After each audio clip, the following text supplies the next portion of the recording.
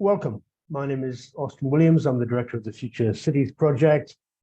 And I'd like to welcome you to this Bookshop Barnie to discuss this book, which is Beyond Grievance, What the Left Gets Wrong About Ethnic Minorities by Rakib Ehsan.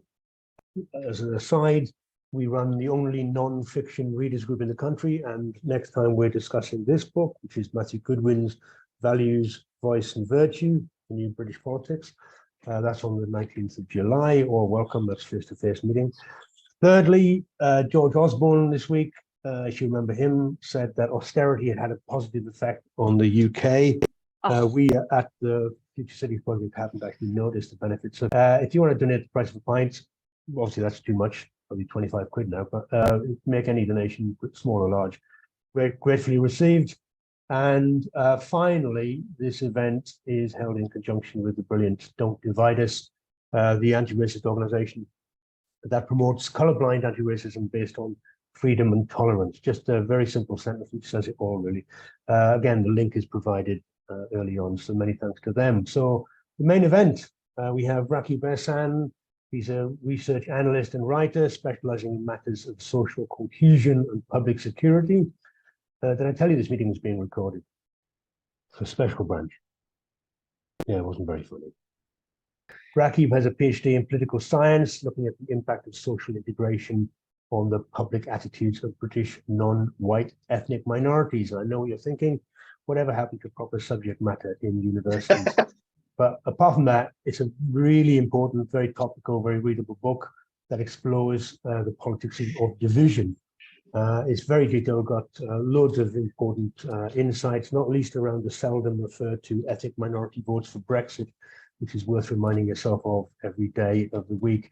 A recent Spiked article said, if you were to look at legislation or public attitudes, you would conclude that Britain is an institutionally anti-racist country, but you wouldn't think that if you read the newspapers, because there's this kind of grievance industry that relies on maintaining racial divisions. So the book kind of asks, how can we celebrate diversity while championing universalism? How can we build solidarity and not constantly treat ethnic minorities as victims? So the way the Barnie is going to work is Rakib's got 5 minutes to kind of sell the book, in some respects, give us a strong message. Then I'm going to ask maybe 5 or 6 questions from my reading of the book, just to give Rakib more time to draw out some of the really core issues of the conversation, and then it's over to the audience for questions and also comments if you have other issues to make. So first of all, can you unmute and give a rousing round of applause? That'd be good. It's not very spontaneous, is it? But it's we're getting there. There you go. There you go. That's your mother, Rakib. Anyway, so mute again. Sorry to have this charade. And over to you, Rakib, for your 5 minutes, please. No, thank you, Austin. And I'd like to thank the Future Cities Project and Don't Divide Us for inviting me to talk a little bit about my book. And some of the things that you've already referred to are the main motivating factors behind why I authored the book. I think that many of the race-related narratives which have been peddled in recent times in the UK are fundamentally flawed. And I think that's largely because the British anti-racism movement is increasingly drawing inspiration from the toxic racial identity politics in the United States. And a really important point that I make in the book is to put it quite simply, Britain is not the United States. Two vastly different national contexts. The US, in my opinion, is a relatively youthful nation, which is very much struggling to get to grips with the legacy and trauma of slavery and segregation, while Britain, in my view, has established itself as a much respected multiracial democracy. And as Austin has referred to this Spike piece, which actually says that presents the case for the UK actually being institutionally anti-racist, as opposed to being an institutionally racist society, I would agree with that. And I think that when you look at the provision of anti-discrimination protections on the grounds of race, ethnicity, and religion, the UK outperforms a string of EU member states, France, Germany, the Netherlands, Spain, and Italy. it's home to some of the strongest equality bodies in the world. And this is a point that I would also make in the book, that I don't think I see the country through rose-tinted spectacles. I think there are improvements to be made, especially in areas such as employment, healthcare. I think that the recent Casey review into the Met was particularly damning. So I think there are serious improvements to be made in terms of police-community relations in London. Considering tomorrow is the 75-year anniversary of the HMT Empire Windrush arriving on our shores. I think that the Windrush scandal did do untold damage to institutional trust within communities of Black Caribbean heritage. But I think there's actually one country that I would trust to strive to become an even more successful multiracial democracy, to strengthen its meritocratic credentials, especially on matters of race, then it would be the UK. And I think that's a point that I really make in the book. But I think that also an important point that I also make in the book is that there are very clear differences between different ethnic minorities. And I think there is a tendency among the liberal left to ultimately clump ethnic minorities together and ultimately present them as a relatively disaffected and disillusioned monolithic bloc, which is simply not the case. So I think a strong point that I'm making in the book is, if you actually want to look at why disparities exist in modern day Britain, I think that looking at that through the prism of race is incredibly reductive. So I talk a great deal about family structure, the importance of socioeconomic deprivation. And I do think that in recent times, there's been a real discomfort on the left in terms of talking about class-based barriers which remain in British society. So also talk about the quality of public services in shaping life chances. And I think a big thing for me would be geographic isolation. I think that we have many left behind communities who are not truly part of the more connected aspects of the UK economy. So I think ultimately the book challenges those doom and gloom narratives surrounding race, but it also talks about what are the real problems in modern day Britain and what are those key shapers of life chances. Because for me personally, I care a great deal about young people's development, but my worry is that there are far too many on what I'd call the liberal left who have this increasing tendency to not only see, not only present a fundamentally warped view of British society on matters of race, but they're also failing to understand, or rather acknowledge, what, in my view, are the key influential determinants when it comes to young people's progression. And I think in my final chapter of the book, where I talk about moving towards a relevant traditional left, it has to be one that understands the importance of family structure. It has to be one that talks about community pride, the importance of it, that sense of belonging and neighborliness, which can provide a real feeling of rootedness in one's local community. And I think that really does count for a lot when it comes to personal well-being. So I think that the key point that I would make in terms of how the left moves forwards is to acknowledge the significant progress that Britain has made in terms of racial equality and how it is actually faring much better than the so-called oasis of tolerance and openness in continental Europe, but also to be very realistic and honest about the class-based barriers that remain in British society and what are the key social, cultural and economic drivers when it comes to the shaping of life chances in modern day Britain. So I think if it talks about what I call a traditional triad of faith, family and flag, I think that actually if you acknowledge Britain, how successful it is as a multiracial democracy, I think that should be a source of national pride. To obviously talk about the importance of family stability. While I do very clearly make a warning about religious extremism, I do talk about how faith in traditional ethnic minorities can be a source of optimism and resilience. So I think in terms of the left, how it engages with traditional-minded ethnic minorities in recent times may be somewhat alienated from the left. To re-engage with them, they have to speak that kind of language. And I think that in terms of policies, if they continuously look at a variety of social and economic issues through the prism of race, not only are they going to be unable to design effective social policy, I think they'll alienate a very good number of traditional ethnic minority voters. So those, I would say, are the key arguments that I make in the book. Very good, very good. I kind of reinforce that.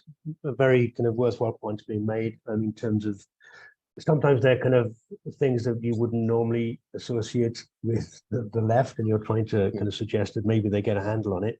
That kind of solidarity that comes from community, but communities of faith, communities of family stability. But look, just a couple of things. Since you mentioned Windrush, there's that idea of, if you look back to the post-war situation compared to today, there's definitely it's another world, isn't it? Of race relations. And I was reading one of your examples, there's many of them in the report, but you mentioned the Runnymede Trust. You say that there was one report in 2000. Yeah, the Parrott report.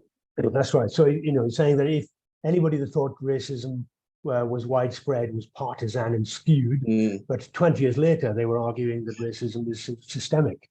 So I was just wondering, is that true? I mean, am I just a white old bloke who doesn't really get it? Or is there something else going on where people can see improvements as problems? If you listen to the industry, we're going backwards rather than going. Absolutely. I think that you'd be hard pressed to find a serious social policy analyst who would argue that from the year 2000 to now, that we've actually declined in terms of anti-racism and racial equality. And actually, very recently, British Future published a report which showed that a comfortable majority of ethnic minority Brits believe that we have made significant progress in terms of racial equality over the last 25 years, which directly contradicts the research that's been recently produced by the Runnymede Trust, ultimately talking about how, particularly in England, how England's systems are deliberately rigged against its own ethnic minorities. The survey data suggests that ethnic minority Britons don't believe that. They don't think that way. And this idea that from the Parrott report to more recent forms of research, that Britain has gone from what was being presented as a successful multiracial democracy, which is more at ease with diversity compared to other countries such as the USA, France, and Germany, to then declining and disintegrating into a racist hellscape. That's a scorching hot take. I don't think you'd be hard pressed to find many people who'd agree with that. At least of all, the vast majority of ethnic minority people don't agree with that at all, because they think that significant progress has been made over the last quarter of a century. And I think what you're getting at with the question, Austin, is why has Runnymede Trust produced that kind of research over the last 25 years? One piece of research which was published in 2000, which was very positive and optimistic about race relations in the UK, and the most recent piece of research, which almost presents England in particular as almost a system suffer from some kind of form of ethno-nationalism. It is quite remarkable. And I think the reason why is that there are organizations who very much financially rely on peddling this narrative of the UK having a very serious problem when it comes to racial discrimination. And as I talk about in the book, when I talk about, the importance of family structure in shaping life chances, class, socioeconomic deprivation, those kind of organizations, they perceive that to be a threat to their own preservation, ultimately, as institutions. So they ultimately, when it comes to these discussions on inequality, they have a vested interest in placing racial identity at the heart and center of those discussions, and I don't think that's right at all. Well, I think that's fair enough in terms of those kind of gatekeepers that you're talking about, the grievance industry. But the phrase institutional racism is kind of one that organizations seem perversely happy to adopt. I mean, in one university that I know, staff who argued that they didn't believe there was any racial bullying were told that they weren't looking hard enough. These organizations are not only not ashamed of it, they'd be mortified if there wasn't any. So I'm just curious as to why it is that this kind of racial grievance has become such an industry, not just for the industry and those people directly involved, but everybody wants to be part of it. Well, I mean, I wouldn't say that everyone wants to be part of it. Also, I think there's quite a strong counter challenge, which is now very much in full flow in the country against it. I know this may be very difficult for some people to hear, but I actually think that as opposed to taking personal responsibility and taking ownership of personal shortcomings, it's far easier to blame the system. I think that's the truth of it. It's comfort zone mentality in a way to blame social, economic, and cultural systems if you are disillusioned with your own life circumstances. And I think I've been seeing much of that recently. I think that if you look hard enough, you can find anything at the end of the day. But I think that what's very clear from the recent report published by British Future is that what people want to see is practical action. I think at the moment there's a great deal of policing surrounding language, a great deal of talk of microaggressions, the promotion of unconscious bias training. I think that it's laughable, and much of it is genuinely cringeworthy as well. It really is. The kind of practical action I want to see, I'll just make this point very quickly, Austin, is, for example, in the labour market, there's lots of research now which shows that culturally distant names like mine don't fare particularly well when set against traditionally English sounding names when it comes to interview processes, recruitment, etc. Even when you control for educational qualifications, skill set, work experience. So I say that I've argued for, whether it's public sector, private, third sector, that there's an expansion of name blind applications just to create more of a level playing field in employment processes. I think that's more, that would be more practical and beneficial for race relations in the country than all this talk about microaggressions and all the rest of it. The reality is, in a multiracial democracy, there's always going to be a degree of misunderstanding, especially when you have people from different cultural backgrounds. But what I call for in the book, you just need a greater level of patience, mutual respect and understanding, because I think that's critical if you do want to progress as a multi-ethnic democracy. No, I think your ambitions are laudable. It's just that next stage is how we get there. It's a bit like you saying speech codes are laughable, and yet if you laugh at a speech code, you'll be hauled into the Beaks office. So we have to kind of play it a bit canny. Just very quickly, in terms of your, I think I counted about 15 times or so where you talk about contemporary anti-racism as being part of quotes American cultural politics that's been imported into the UK by contemporary British left. And very clearly, the killing of George Floyd has been treated as if it happened in Manchester, let alone Minneapolis. And the critical race theory importation and Black Lives Matter organization, all that definitely originated in America. But I just wondered whether, let me just try this thesis out for you, which could be completely up a gum tree, but the British left has got a very reprehensible record of being anti-American over the last 50, 75 years. And I just wondered whether you thought that the contemporary anti-racism was actually playing to a much broader role in undermining Americanism or Western values by attacking America, or by siding with people who attack America. We're attacking those concepts of growth, of consumerism, of cultural icons, or wherever it might be, much more broadly. So it's a much more fundamental attack on value systems than it's given evidence by the mere facts of the matter. What do you think? Yeah, I mean, I think that, unfortunately, I think in recent political developments in the US have been far from favorable, especially, I mean, I think that the way the Trump presidency ended, for example, with the Capitol riots, that fundamentally undermined the reputation of American democracy across the world. I think in a way, I think that both the British left and the British right are guilty of drawing inspiration from the more divisive elements of US politics. I think that there's people there's elements on both sides who are guilty of that. I think that when I talk about in the book is that anti-racism in Britain has to be British specific. You have to concentrate on the problems and issues in your own country.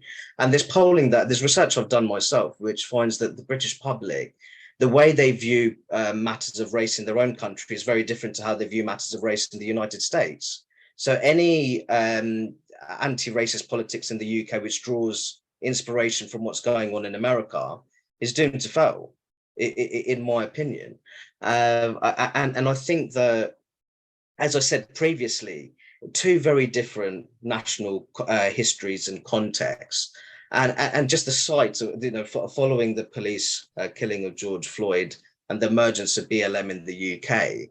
I thought one of the most comical moments is when I saw British BLM demonstrators chant "Don't shoot" at British police officers.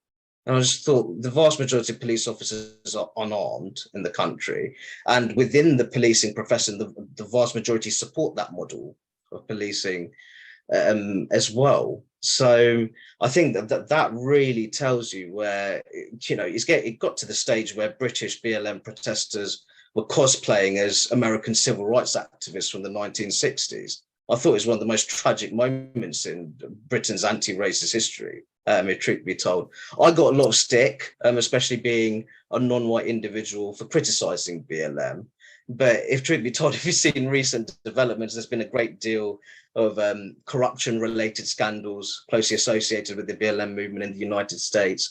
And I think the more radical elements, especially when it comes to defunding the police, I think there's polling which shows that African Americans are most against the defunding of police. It's more about the methods of policing, how people are recruited into police departments in their own countries, what they're worried about. What they don't want is the police departments to be completely stripped of all their resources.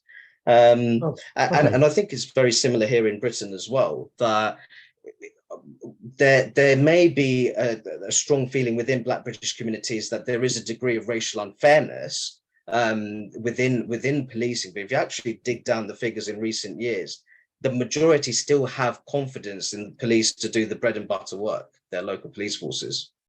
Yeah, okay. That was a diplomatic way of saying my thesis was not very good. Let's just move on, because you do talk about family, faith quite strongly throughout the book. One of these things, which again is it's kind of obvious when you say it, but so few people say it, that you talk about the disparities between the so-called BAME community, BAME community, and you point out that it's not a homogenized community at all, and you've got data on educational and academic performance, on family values, blah blah blah blah blah. I mean, you do this one, you can do some more if you want, but 6% of British Indian families have lone parents, 63% of Black Caribbean families have lone parents. That's 10 times as many, and of course there's nothing good about marriage breakdown, but I'm just interested in what the solution might be. One point I want to make is, you say, and I don't want to cherry pick your sentences, but this one jumped off the page at me. You said that we need the moral fault to focus on feckless and commitment-phobic men. Just sounded a bit Victorian to me, but maybe that's because I'm just one of them. Well, I think that, firstly, this is the point that I make in the book, actually, that I think there's a great deal of focus on race at the moment when it comes to discussions surrounding equality in the UK, when I think that the UK is one of the leading countries when it comes to racial when it comes to anti-discrimination activity surrounding matters of race. But what I also say is that Britain is very much an international hotspot, along with the United States, when it comes to family breakdown. And as you mentioned, there are differences between various ethnic groups, ethnic minority groups. So 6% of Indian origin children up to the age of 15 years live in lone parent households. That increases to 19% for their white British peers, then all the way to 63% for their peers of Black Caribbean heritage. And I just make this argument very clearly in the book, that if people genuinely care about young Black lives in the UK, then they would have to, at the very least, look at the impact of family breakdown in Black British communities, especially communities of Black Caribbean origin. And I think that the debate on family breakdown, the problem is, I think that it suffers from a stigmatization of single mothers who do their very best to raise their children in a good and proper way. And I think that maybe perhaps the emphasis, or rather the focus, should be more on men who are fathered children but have no interest in being a father. That was the argument that I make in the book. And people say, oh, this sounds fantastically Victorian, it's very old fashioned. I think for me, because I believe that family structure is such an important shaper of life chances, I have to engage with those issues. And I think that as a country, we need to engage with those issues. Now, this isn't to, and I've said many times before, you can have someone who's raised in a single parent household and they can go on to achieve great things. Equally, you can have someone who's raised in a stable two-parent home and they can end up being a gross underachiever, ends up being involved in the criminal justice system. But the argument I'm making in the book is that we have to be honest about which kinds of family structures are most strongly associated with positive youth outcomes surrounding education, cognitive development, mental well-being, then further down the line, integration into the labor market, non-involvement in the criminal justice system. And I think that we need to have a very honest debate. And I think that the one thing that many of our debates suffer from when it comes to matters of equality is that we're paralyzed by racial identity politics and political correctness. And as a country, we can't afford that. So is it fair to point out that many women in the traditional ethnic minority families don't fare particularly well in that relationship? I think that's something I actually mentioned in the book. You do, and I do mention that because I mentioned the relatively high levels of female economic inactivity in communities of Sylheti and Kashmiri origin, which I'm quite familiar with those communities because I've lived in Luton all my life. So I wouldn't say there's a romanticization as such of ethnic minority communities, but this is also where I say that British Indians, they've struck the sweet spot of integration, because if you actually look at female economic integration among British Indian women, in some cases it fares even better than the white British mainstream, their peers in the white British mainstream. And I think with British Indians, many did have the advantage of coming with quite significant socioeconomic resources and business acumen upon coming to the UK. And that includes the East African Asians, for example, who are expelled from Uganda. In Uganda, they very much represented the backbone of the economy, and they brought that sort of business knowledge here to the UK, which really helped them integrate in economic sense. They have a generally positive view of integration. They've built important cultural connections in the mainstream. But I still think they've retained those sort of healthy relationship with traditional family values. They have a very, they also say a very healthy relationship with their faith. And I think those are major advantages. And it's no surprise to me that British Indians, along with British Chinese communities, that those are two ethnic minority groups in particular who fare incredibly well. And I think with British Chinese, I'll just make this quick point, and we might talk about the British Chinese population later on. I think a huge one is that they're widely, dispersed across the country. And I think in that sense, if you're that spread out, you can't really congregate as such. You have no choice really but to integrate into the mainstream if you're that decentralized in that sense. Well, there's a different argument altogether there. I'll have to have a pint with you and have that row, whether it's about tiger mothers or whether it's about the fragmentation of the Chinese community. But look, I just wanted to move on, since we moved on to faith in some respects anyway. I just think it's very interesting what we've seen in America fairly recently. There's lots of videos just showing last week, I think it was, of Muslim families who are organizing to protest about gender ideology being taught in schools, and lots of anti-racist activists who would otherwise have been supporting them, realizing that they had to condemn them as far-right activists because they were saying the wrong thing. You have this idea of ethnic minorities as passive victims deserving support, but then once they get a bit more active and vocal, you realize they shouldn't be saying certain things. So I just wonder whether you see the benefits of faith communities you've spoken about, but my question is should we be guided by religious sensibilities, or is this a secular kind of political conversation we should be having? You seem you make a lot of play on faith, particularly, whereas of course we've had ethnic minority groups organizing in this country to ban films and to threaten teachers in Batley for blasphemy. So faith has good and bad sides to it. No, absolutely. And I think that's a point that I acknowledge in the book. Firstly, I'll make the point that you raised about tiger mothers. I mean, I do talk about the sort of robust parenting style that you can find in many British Chinese communities, especially in my hometown of Luton. And that very strong emphasis on discipline and order within the household, which I think serves those communities, especially the young people, pretty well on the whole. I think that there's definitely an argument to it. And I think there have been in recent times, some very unsavoury developments, especially in West Yorkshire, which seems to be experiencing significant issues, especially what happened at Batley Grammar School, Kettlethorpe High School in Wakefield. And we've also had this incident in Keighley where the mayor was part of a pride flag raising ceremony and then felt the need to apologise to people within his co-religionists in the area. And I think for me that one of the biggest mistakes, or rather one of the things which is severely overlooked, is the degree of anti-Islamism within British Muslim communities.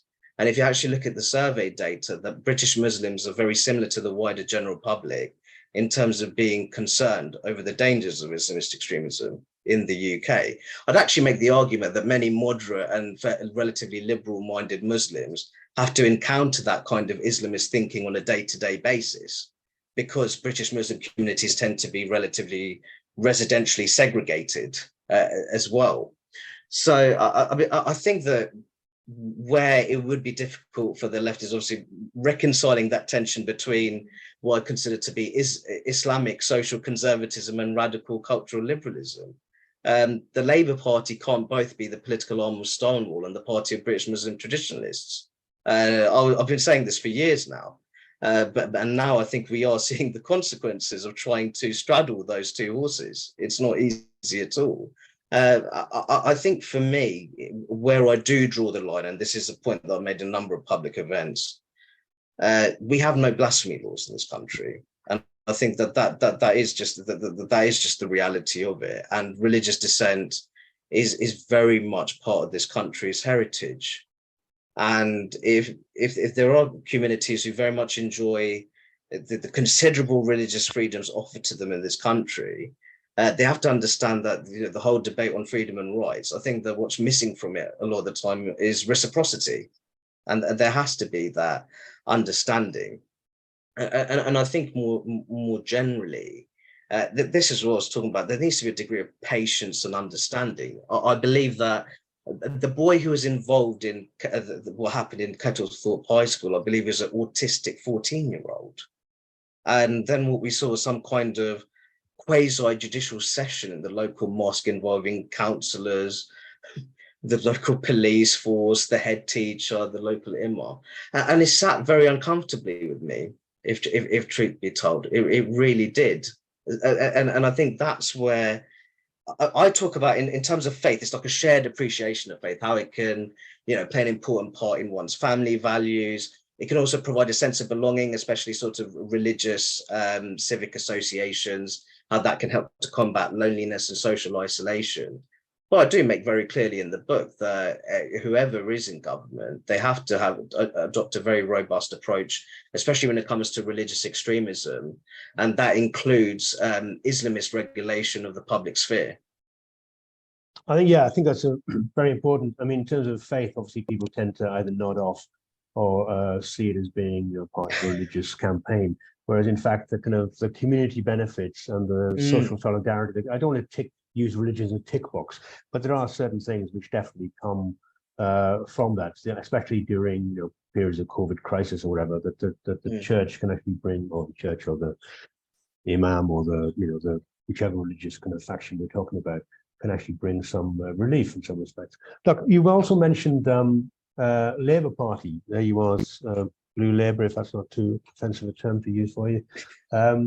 And the traditional, we keep on talking about traditional values. Owen Jones, when we talked about traditional working class, he kind of condemned that as being a racist trope for white working class. But when we talk about traditional values, which you say are kind of in some way inherent within hardworking ethnic minority communities within this country, you speak about family, hard work, economic development, educational attainment, personal responsibility, all this kind of thing. They sound very traditional Tory values. Maybe I'm old-fashioned, but what I want to know is, why is the Labour Party the solution? Are you only saying that because Tory's going to lose, and what else is there? I think it's worse that the Tories will lose, Austin. I think the Tories are near enough finished the way they're going.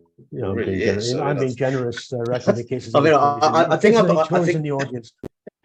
I think in the book I said that the Conservative Party is conservative in name only.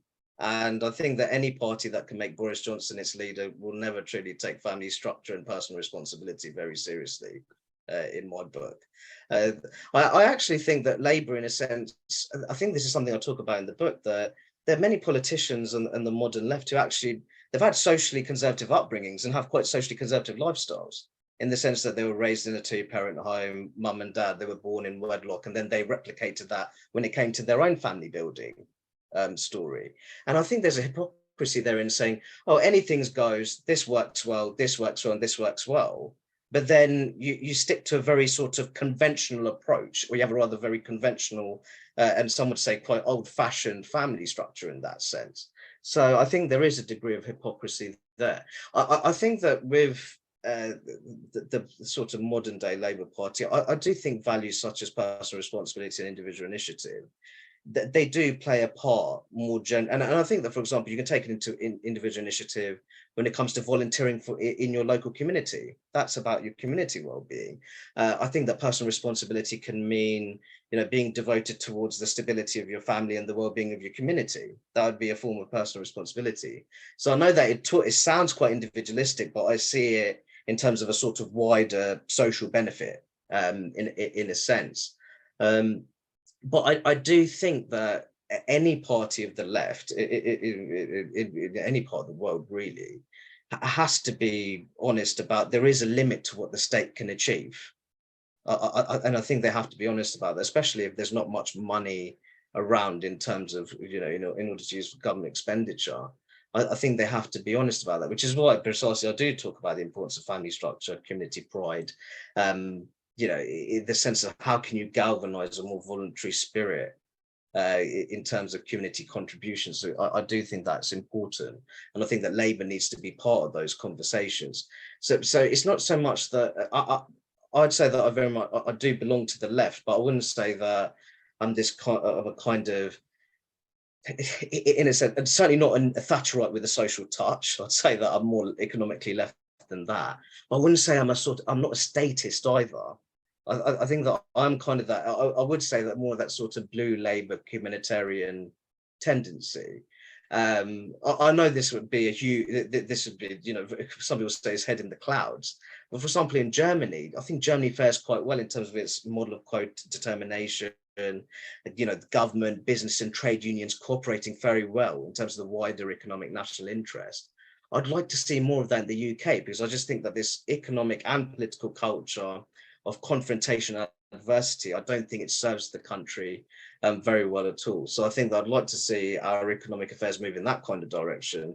And I think more generally, I don't think the answer to the very clear issues when it comes to free market capitalism, I don't think that we can have an incredibly statist response to that. I think that there can be a balance and a middle ground between the two, which is more community-based and more humanitarian in nature.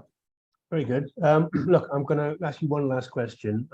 One person's got a hand up ready, so I can just ask people in the audience if you have any questions or comments or thoughts on the matter you want to ask Rakib, or if you want to just make a point yourselves.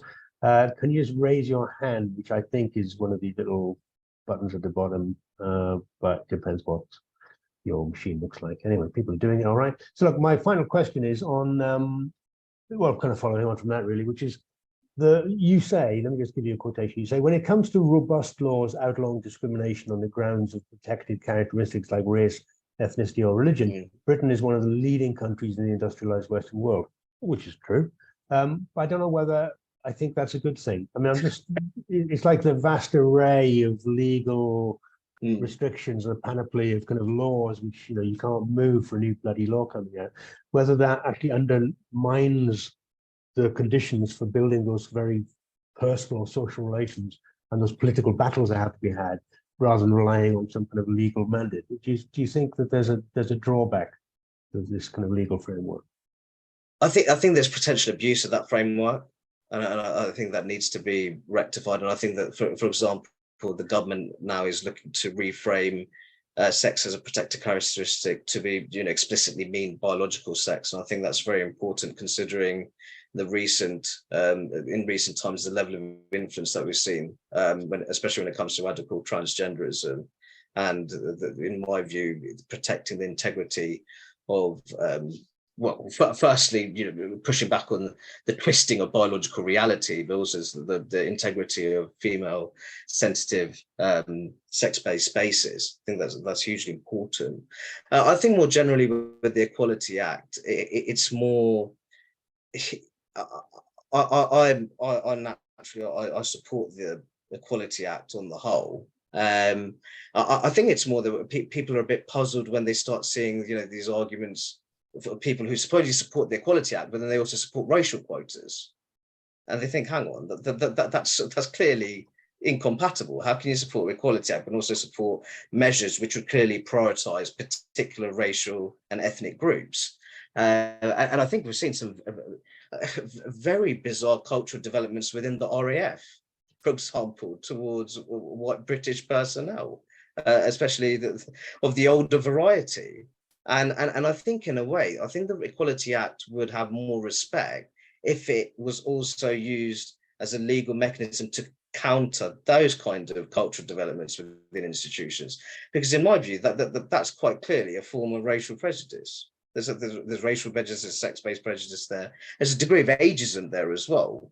So I think it's not so much I have a problem with the Equality Act. I think it's more the inconsistencies to which institutions respect the provisions of the Equality Act. And I think that needs to be confronted. Very good. Thank you very much indeed. Look, I see some hands. What I'll do is I'll edit in a magnificent round of applause, but I'll just go back to unmute again because I can hear them from here. But anyway, I'll have to take the question in the order in which they present themselves, if that's okay. So I'll start with Dennis, please. You want to unmute yourself? Yeah. I've unmuted myself. It's a great book, by the way. Thank you, Dennis. What I loved about it was the facts. I don't think facts are racist yet, but they probably are. But you said there's no blasphemy laws, but there is an unofficial blasphemy law. Which de facto, you could say. Yeah, do not give offence. And you talked in your responses to Austin and about young people's development. And I just spent a horrible few months on LinkedIn and looked at them in other universities. And there's endless days in universities on Black Lives Matters, on the importance of race. So you've got a whole generation of teachers, academics, promoting the idea that the only way to look at any relationship is through the prism of race. Mm. And all these discussions are incredibly fact-light. I was always, the number of mixed race marriages, for instance, which I don't know if you do with it, but it's potentially 2.5 million or even more. Probably double that if you look at the statistics. All sorts of reasons that are being positive about society. But in education, the only way of looking at things is through race. And I have to say that I think you have a lot of white middle-class women promoting racial thinking in universities. Very interesting phenomenon. If you look, you'll see it's the case. So I just wondered what you'd say about how to challenge the left that occupy the educational sector. Where would you start? Well, you can start in a minute. So what I'll do is, if you don't mind, I'll take about 2 or 3 questions. Yes, just to sounds great. Make your brain ache. I hope you got a pen and a piece of paper. Oh, I do, yeah. Of course. Good man. Have you got helpers behind the camera as well? All right. So let me take Daniel, please. Yeah, I wanted to ask you, Rakib, how you see the relationship between Islam as a religion and Islamism, because it's a problem that I've been grappling with, because it seems to me much more accurate to see Islamism not as a form of religious extremism, which is the way it's often seen, and you refer to it sometimes when you were talking, or to talk about radical Islam, which I think is also not really accurate. It's much more a kind of Islamized form of politics. Yeah. And as you know, when you look at the kind of ideologues, the big ideologues of Islamism, like Sayyid Qutb, is kind of the best known one, although he sees Islamists as the kind of, they're the authentic Muslims, he also sees Islamism as an alternative to conservatism and liberalism and Western political ideologies. And as you know, but it's not widely understood in Britain, there are lots of Islamist movements that work in a kind of semi-covert kind of way as well, in a very conscious, deliberate semi-covert or covert kind of way. So what do you think is the best way to see Islamism? As a religion, as an extreme form of religion, a form of politics, or some mixture of the two? Okay, again, hold your fire, Rakib. I mean, Sure. just for people listening in, the reason we take 2 or 3 is just in case there's similarities or overlap. You haven't got to spend forever discussing it. And also, no offense to Daniel, but if there are questions you don't answer, you can. I'm only joking, Daniel. I'm only joking. Alka. Thank you. Hi, can you hear me? Yeah. Indeed. Okay, I'll go. Thanks, Rakib. Hi. So a couple of points and then a quick question. There's a lot of which I agree with a lot of what you said, but I do have some questions. I'm not entirely convinced that just saying that people have got money in the game of race grievance can fully explain the prevalence of it in the way Dennis outlined in universities, but we know it's much wider than that. And it seems to me that I think it's like we have to look outside the traditional categories of economics or even traditional politics and look at what are the actual kind of the cultural sea in which all of this is forming. And I think, yeah, you can see, I think it was probably John McWhorter that I think has put this most succinctly, is that we see a culture marked by the absolute incredible validation of victimhood. And, he pointed out what an extraordinarily rare, historically, anthropologically thing this is. No parent ever has said to their child, you must be a good victim when you grow up. And this is how you can be a good victim, right? It's like the victims in battles in the past and victims in any kind of conflagration were always like the losers, right? Nobody wanted to be the victim. And yet today we find ourselves with this being the most kind of hallowed thing you can be. And if you can't be it by dint of having a white skin or a penis, then the next best thing you can do is to be aware and conscious and awoke about it. Yeah. So that seems to me to be a kind of very, it's kind of superficial at one level, but also very deep-seated in the sense that not necessarily amongst ordinary people, for whom thankfully common sense prevails. We don't live independent of the institutional and the wider social culture, and there it's very prevalent. So that's one point. The other point is I would like to question, let's say, or push you a bit on the family. I've always said against the woke people that single level statistics cannot provide a very accurate or nuanced picture of a social reality of the way things are happening in the way we live our lives. And so I think the same also has to be applied to when we make points like, just the statistical differences between single family and 2-parent families amongst different ethnic groups. I think they tell a bit of a story, but I wonder there's so much more to that. I mean, a lone mother bringing up, a lone mother is not a lone mother, right? If it's a lone mother in a neighborhood where she's totally isolated, economically marginalized, and all the rest of it, it's very different to a lone mother or a lone parent that has a community of supportive friends and is in a public culture where the institutions work properly and treat them like adults. It's a very different thing. So would it not be, to me, it seems to me the wider kind of community factors in which families are nested seems more, not only more important, but also the more genuinely inclusive way, because it avoids the risk of marginalizing or stigmatizing, even by default, or just being a bit patronizing in the way Kathleen Stock articulated, I thought, very well in her article in response to the NatCon conference. And then I just think, it's sort of linked to that, the faith, flag and family. I have a lot of sympathy for those things. But, I mean, Daniel Hannan made a really good article today on immigration. I really urge everyone to read it. Made the point, and I think this rings true, is that Britain is actually, the strength of Britain has been its kind of civic patriotism, which is a bit different to faith, family and flag. It's not totally different, but it has a different emphasis. And that, and that will allow for the common culture amongst people who will have different levels of commitment to faith or family or flag as well, which seems to me more compatible with a genuinely pluralist society. And then I think finally my question to you is, Rakib, do you really think the Labour Party can do this? Is it reformable in this way? Or should we just concentrate on what the problems are and trying to solve them and let the political formation evolve as it will from those particular struggles? Okay, we all know he's not going to answer the last one. He's too vested and too embarrassed about that.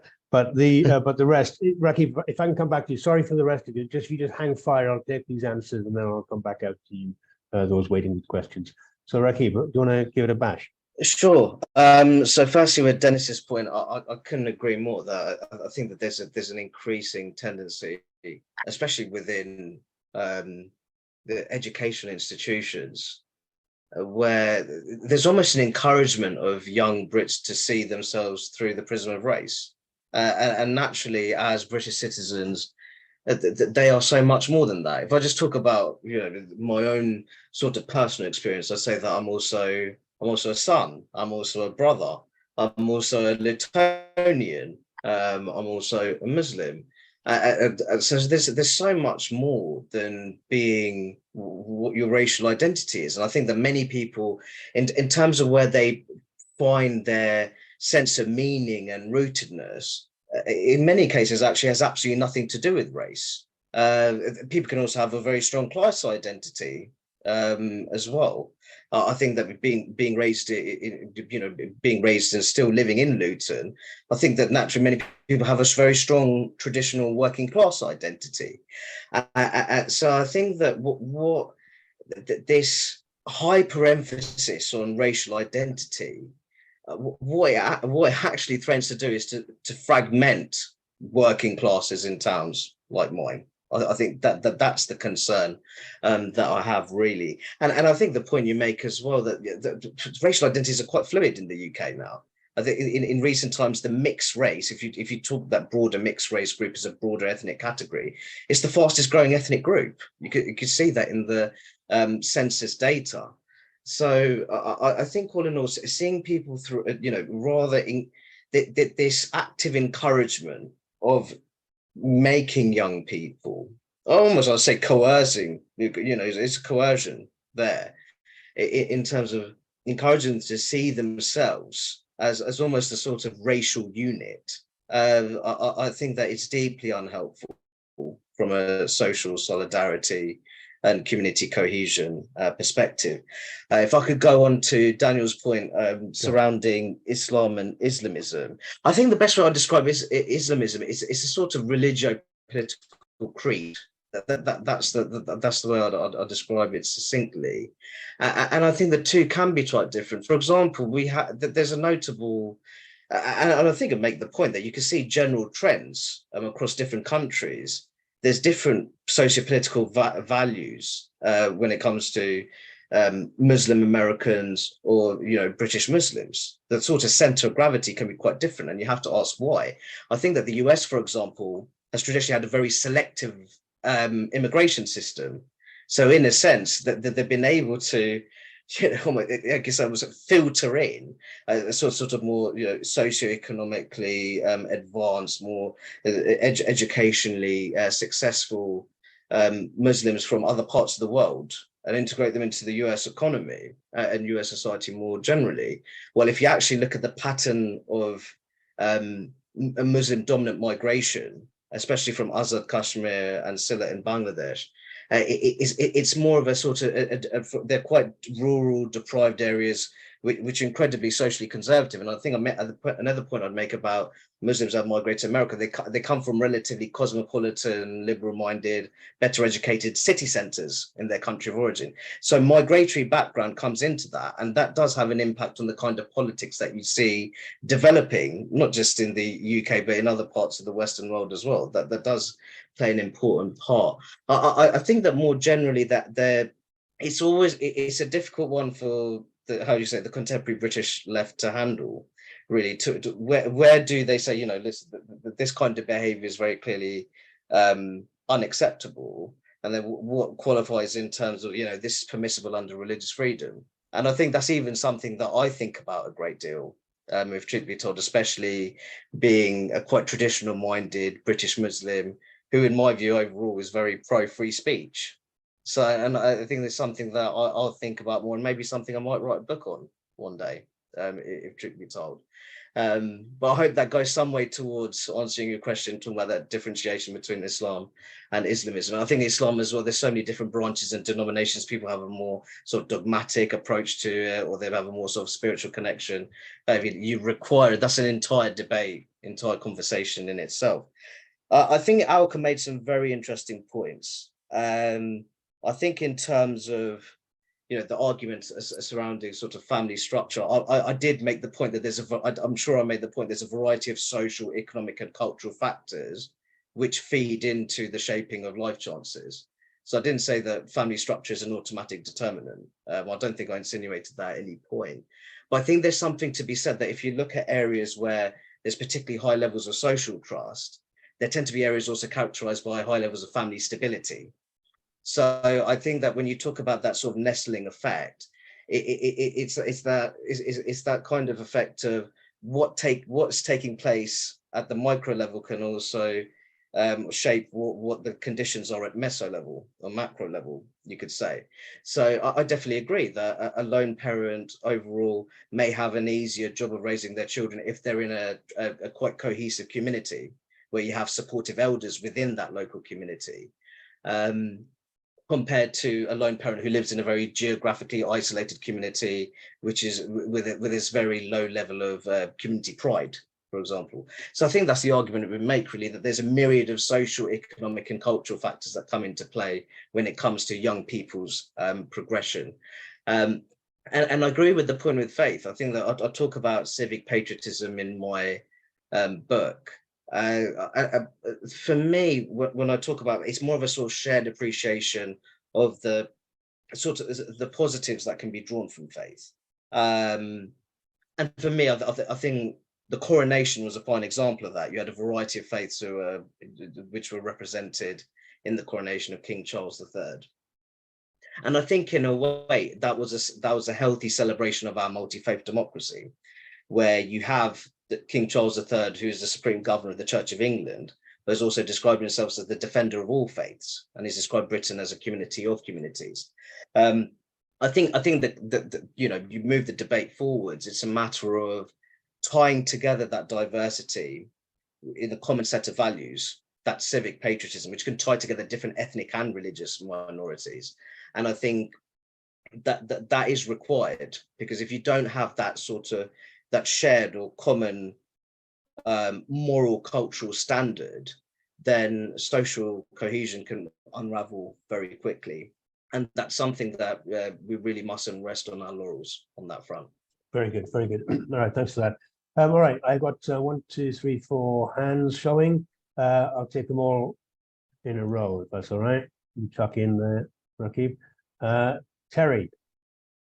Yeah, thanks, Alison. I was struck in particular when you were speaking, Rakib, about the number of times that you used the expression anti-racism.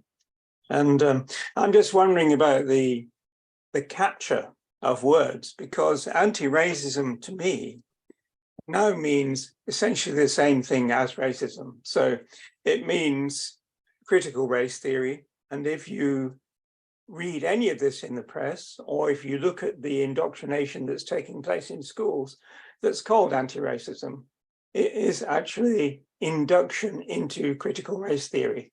So your thoughts on your use of the word anti-racism. Thank you. Very good. Okay, short and sharp, like it. Stuart. I wasn't surprised by the statistics on lone parent families. Incredible difference between 6% in Asian families and 60% in Black Caribbean families. I've had quite a few acquaintances of sort of Black men who've got 5 or 6 kids with 3 different women and never see any of them. And I've got quite a few friends, women who've had to bring up kids on their own, particularly boys. I mean, I think boys without a dad really struggle, and it's it's really obvious when you actually know this, actually look at what actually happens and to kids. And this, I think, obviously the fact that we're not allowed to talk about it because it's racist, and the fact that the family has been undermined in the education system is a major problem. But I just wonder if I think we need to look really closely at why it's such a cultural phenomenon in the sort of Afro-Caribbean community, or not African, the Caribbean community particularly, that it's a huge, it's like a social contagion. It's a disaster for that community, if you want to call it that. And I think we need to look quite closely at what is it that's created this situation, and what could possibly be done to kind of start to reverse it. Thank you very much indeed. It's nice to have a question from Paul Weller. Nadira.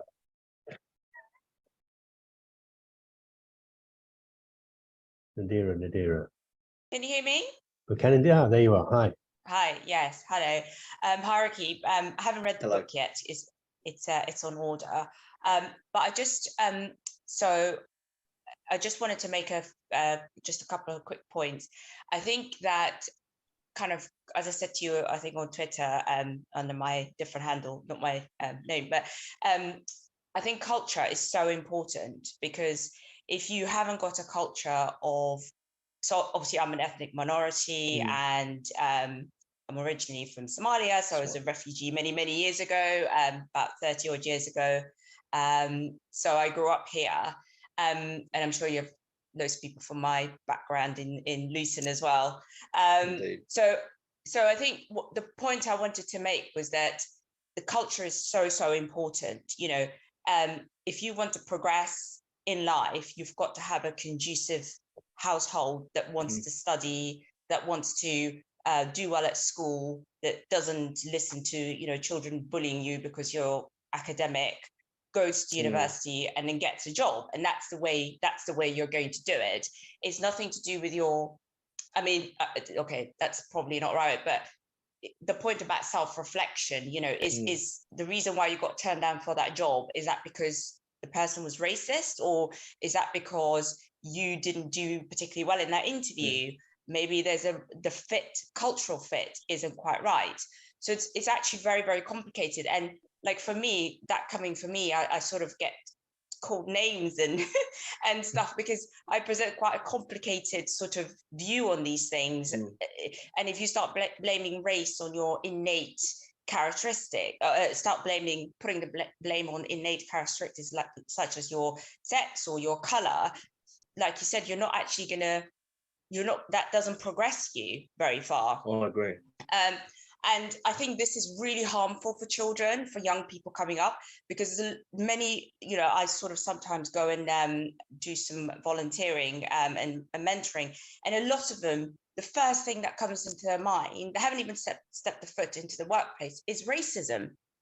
They think the system is racist. They think that they're not going to do very well because everyone is racist. And you just sort of think, oh my God, like, what is wrong with you?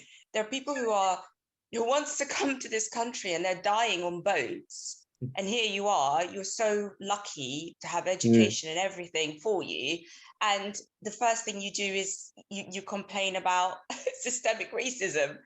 It's like, so, and then I just ask for examples, and no one can give me an example at all. And a final point I just wanted to make was about, I find that a lot of this sort of social justice movement are young people without any aim. I think that there's nothing to kind of, I don't know if you can comment on that, but people talk about them not being able to get on the housing ladder, and they make all kinds of excuses for them. And I often see kind of social justice, critical race theory and all that stuff, I see it as people who know where their next meal is coming from. Okay, thank you very much indeed, very useful. Rich? You mentioned that you would generally support the idea of stripping names from job applications. I've heard that some HR departments are going further than that. They're stripping sex from the application, and even the schools and universities that people have come from. Now, what I would say is, if there are racists within the recruitment process, at some point they're going to meet the person, whenever that may be. And I think perhaps you used a great term. I think you called it culturally distant name. I think people are concerned that maybe a culturally distant name is going to come with a culturally distant personality. Rather than stripping those things from a job application, what I would suggest is that we need to be having initial meetings, perhaps a video introduction early on, perhaps as part of the initial job application, so that, sure, someone might have a different color skin, someone might have a culturally distant name, and yet when they present themselves, they have a British accent, they're presenting themselves in a culturally appropriate way for the job that they're applying for. But is that meeting more likely to take place if the person recruiting knows the name or not already? Well, if the video is the initial contact, because I like that idea. I like that idea if that meeting takes place following a name blind process, because then what happens is that I will come into that. Austin, should I address them in order, or should I? Hang on, we got one more. I got one more. I was intrigued by your chat. You're coming up with an app, I think, to solve that problem. We've got one more from Pat. Hello, it's been a very interesting and very intellectual discussion, and my question is not remotely intellectual. There's been a proliferation through this country of diversity officers. What does Rakib think about what they're doing and how they're, how are they influencing the debate we're having? Fantastic. That's the kind of question we want. Very good. Thank you very much indeed, Pat. So Rakib, sorry, there's an awful lot to go through again. But, I've taken good notes here, Austin. I've taken good notes of all the questions asked. Firstly, Terry, it's essentially talking about how elements of the anti-racism movement are very much in the doldrums, and they've actually forgotten what anti-racism means or what the bread and butter of it is. I've seen so-called anti-racists be guilty of some of the most appalling forms of racism. I think that includes the ideas of, concepts of ethnic and racial authenticity, that if you don't subscribe to a particular worldview or perception of how British systems work, that you're ultimately a sellout. A term that's been used at times is superficially black. That's been directed from MPs from one to the other in recent times. And I think that it's also terms like white adjacent being used to describe aspirational families of Asian origin.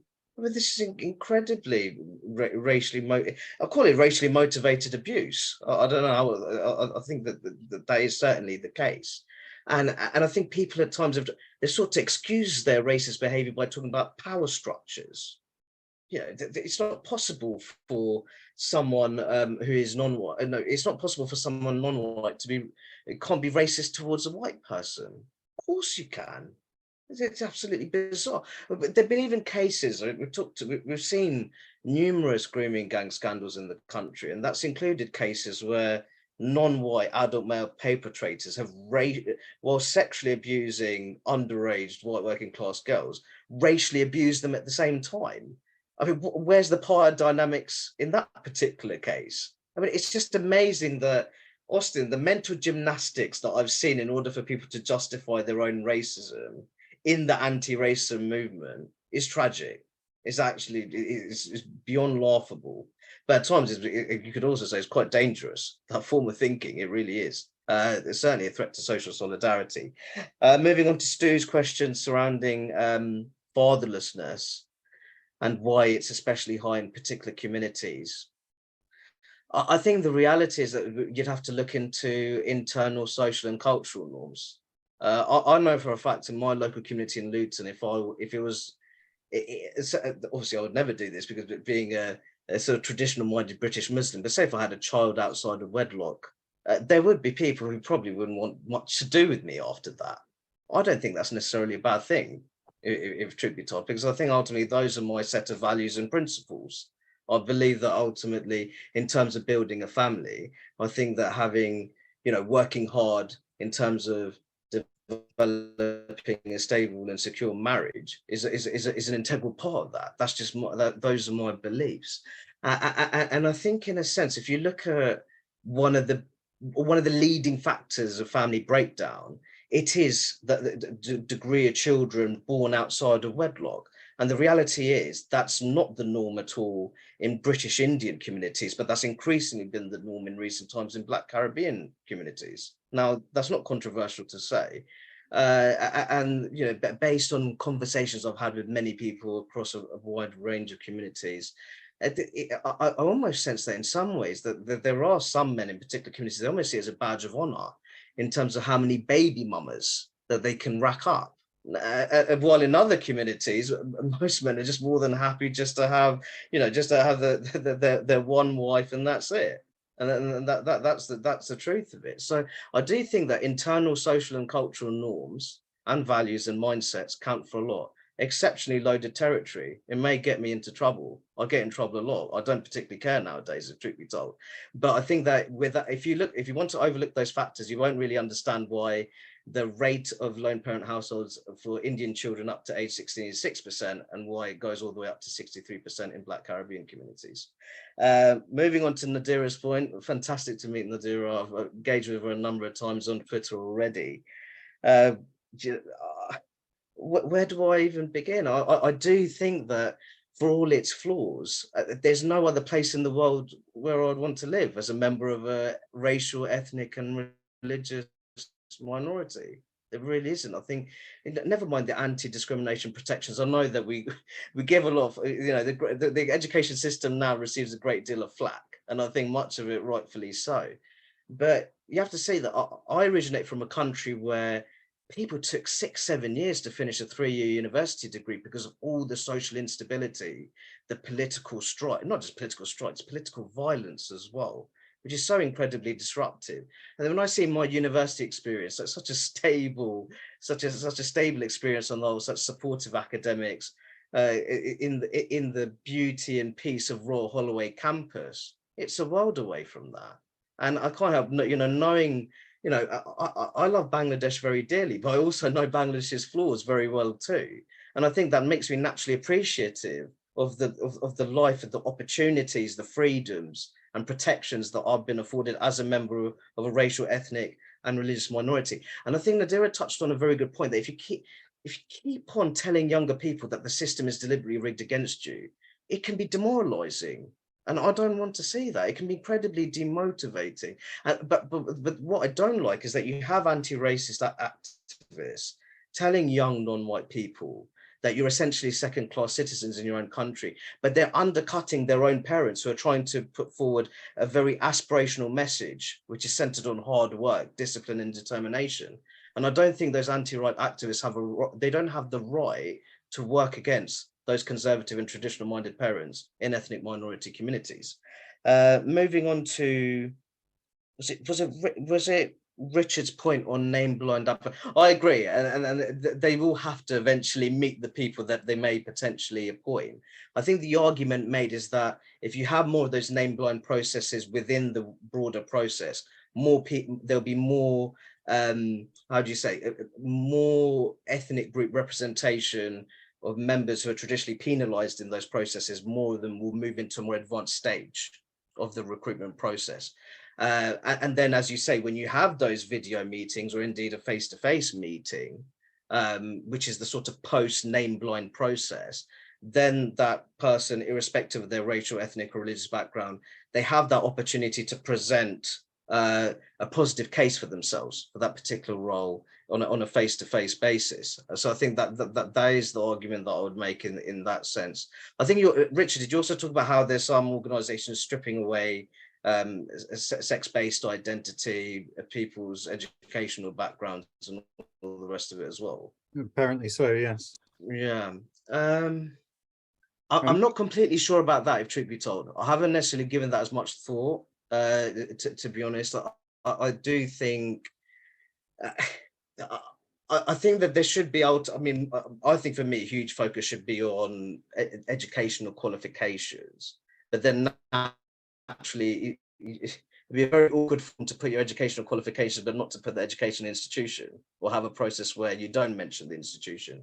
So I think that that's something that I would have to think about a bit more and actually do more research into what are the real penalties of people actually being penalized because people, you know, there's ultimately, they have a background, a state school background. I don't think that effect would be as strong as, say, if they have a culturally distant name. And I think the argument of culturally distant name, people might think you may belong to a culturally distant culture. I think Rakib Ehsan is a very culturally distant name. I don't think anyone's ever argued that I'm culturally distant from sort of traditional British norms and all the rest of it. But I think that's the kind of, if that kind of feeling may exist, or that sort of bias prior exists, then those kind of, you know, as you say, those video meetings, face-to-face interviews can help allay those kind of biases, quite possibly. And then the final point was from Austin. Could you kindly remind me where the final question was? Pat was asking that simple question about diversity. There was a Pat about the diversity and inclusion professionals. Yeah. That we've seen. Yeah, I mean, I think the sort of diversity, equality and inclusion class of professionals, which by the way, I do think includes a disproportionate number of middle-class white British professionals who have decided to use anti-racism as a way to deflect attention away from their own position of socioeconomic privilege. They'll use white privilege as an instrument, in a sense, to appear virtuous, whilst deflecting away from their own socioeconomic position. I find it amazing that something I include in the book, Austin, that you have diversity and inclusion professionals in the NHS talking about white privilege, or how white people need to they need to educate themselves more on their racial privilege. And I think it's remarkable, because I think some of I'm quite well traveled within England. Some of the parts of the country where the healthcare system is crumbling, there's not many non-white people there. It's got quite a lot of left behind post-industrial towns, coastal towns, which are, you know, intensely deprived. The healthcare system there needs significant improvement. So for then diversity and inclusion professionals within the NH healthcare space, you know, essentially encouraging white people to learn about their racial privilege, I find utterly astonishing. I think they need to concentrate on the bread and butter of how do you foster a more responsive and effective healthcare system that can meet the needs of an ever diversifying population. Might not be quite as exciting as writing blogs about white privilege, but I think it's a positive form of practical action. Very good, very good. Yeah, the collapsing healthcare system is called Wales. But just on Pat's point, personally, it depends on where you situate yourself in the race conversation with EDI consultants, diversity consultants. Then there's the sustainability officers. Then there's the kind of gender advisors. There's, you know, all these people in some respects could be got rid of and save us all a fortune and a lot of heartache, I think. And I was only going to say to you as well, in terms of my student experience, I didn't need to kind of race to explain the fact that education was rubbish. Do you mean? I think that education system is falling apart left, right, and centre in this country, and it should just be explained on those terms. Anyway, I've got one final question from Tanya, who can come in, and then we'll wrap up. Tanya. Yeah, we've been talking a lot about obviously what the problems are, and the fact that we're looking at everything now seems to be looked at through the prism of race or gender or whatever. And as Alka said, you know, people are being taught that they are victims, and a lot of this seems to be filtering down through the education system. Have you any? And I don't understand why. I suppose, and I don't understand why this is happening. And unless we understand why this is happening, why people are doing this, why this is being taught, and where it's coming from, then we're not going to be able to change it. So have people any thoughts on where's it come from, really? I mean, I know we've talked about, well, it's come from America and whatever, but that seems a bit sort of simplistic, because like people here have got brains and can understand surely that the systems are different. And so, yeah, I'm still mystified about where the root of it is, particularly in this country, which is and which across the world, I would say, has such a reputation for not being racist. And I would say that as somebody who teaches, I teach ESOL. So I teach people from all across the globe. And I would universally, I have never heard anyone say that it's less racist in their country, ever. Grant, Tanya, thank you very much indeed. Very useful. Okay, Rakib, you got one question, one answer. I think Tanya asked a very important question there. Of course, it can't be purely down to the importation of US racial identity politics. I think I was more referring to sort of, politically engaged left-wing activists, some of whom do operate in the education sector. I know that Don't Divide Us has done a great deal and will continue doing a great deal of research on this. I think my thesis is more that, and I have a good number of teacher friends in Luton who are in the teaching profession who are quite left-leaning. I think it actually comes from a position of economic frustration. And I think that this is something that I've written about previously, that much of this so-called anti-racist activity, which you see, including the education sector, I do actually think it stems from a position of economic powerlessness in terms of the younger people, and I think that sort of younger professionals, many of whom city-dwelling, the quite highly educated, city-dwelling, white-collar roles, if you could describe them as that, they perhaps haven't secured the economic returns that they've wanted from a university education, or they believe that they're more deserving of greater socioeconomic resources because of the time and energy and finances they've invested into university education. And I think maybe not so much a powerlessness, but I think that to compensate for that economic frustration, they're looking to wield a degree of cultural power to compensate for that economic frustration. And it's just a theory. It's something that I have to look into a lot more, because there's also the dynamic that sort of, wealthier, middle-class, left-leaning activists, liberal-leaning activists, they use, talk a great deal about white privilege, talk up their anti-racism credentials to deflect attention away from their socioeconomic privilege. But I do think that we have a class of, you would say, sort of left-leaning younger professionals, especially including the education sector, who are not necessarily happy or satisfied with their own economic situation. And out of that frustration, they look to compensate for that by wielding this kind of sort of so-called anti-racist cultural power within the institutions they operate in for employment. And that's my theory, something that I'd have to look into and think about a lot more in the future. Don't worry, this is all about your theories, Rakib. This is your evening. So very quickly, first of all, there's been lots of very interesting comments. I'm not very good at multitasking, but there's been very good comments and conversations going on the message board there. And Alka's just mentioned that there's a report coming out by DDU on some of these very similar topics. So if Alka, if you're there, and you want to say a couple of sentences on what it is and when it's coming out, that'd be handy. Thank you, Austin. Thank you for organising this, and thank you, Rakib, for writing the book. And thanks for inviting DDU to be part of this.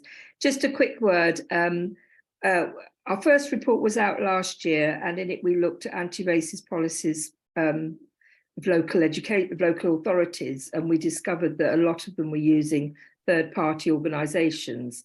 So our second report that we've done as a follow-up it will be publicly available from July the 10th.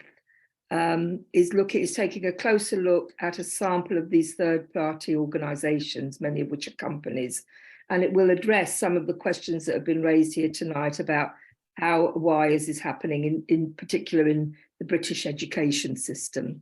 So look out for that on social media and wherever else, hopefully, and have a read of it. And on your website. And on our website, indeed, yes, don'tdivideus.com. Yeah. Very good, very good. Well, I'll post that in the chat function now.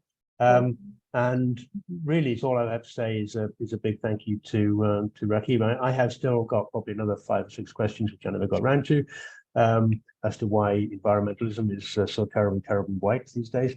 But anyway, it's another conversation altogether. But it's a terrific book. For those of you who haven't yet read it, a couple of people who admitted it, but shame on you. It's here to be read with gusto, cheap and half the price. It's available on Amazon or the link. Rakib actually concludes the book by saying that we need a new social and cultural settlement. And I think it's a really interesting way of suggesting that maybe we need some kind of new political engagement with some of these ideas. And he talks about the need to counter bias and return to impartiality instead of favoritism, and make some more judgment calls. I think that the Don't Divide Us campaign itself is a great start to building that new narrative. It's a genuinely groundbreaking organization that's changed the face of the conversation on race in a few short years that it's been around. So please check them out. As I say, the link is available in the chat function there. Huge amount of positive solutions in this book, huge amount of theoretical leaps and provocations, but it's a real interrogation of the facts. So everyone, can we have a round of applause, please, for Rakib Ehsan? Get a copy of the book, and don't forget to make a donation to Bookshop Barney's. Thank you very much. Rakib, first class.